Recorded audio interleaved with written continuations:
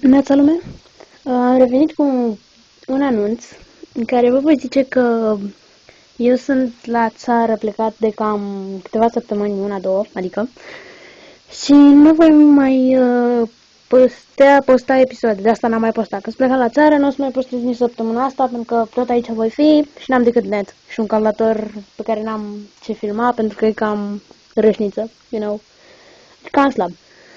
Așa, o să postez duminică sau sâmbătă, nu știu, pentru că sâmbătă mă întorc, poate mai ies pe afară, mai bag la un Mac, mai stau pe acasă, ne. Probabil, dar în orice caz, sâmbătă sau duminică o să postez ceva.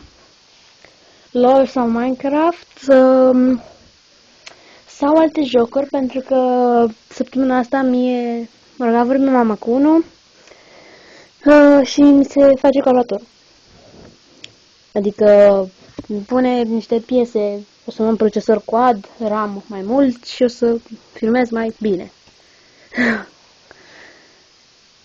În orice caz, cam asta a fost anunțul. Nu vă zic ce jocuri voi juca, va fi surpriză. Și la revedere!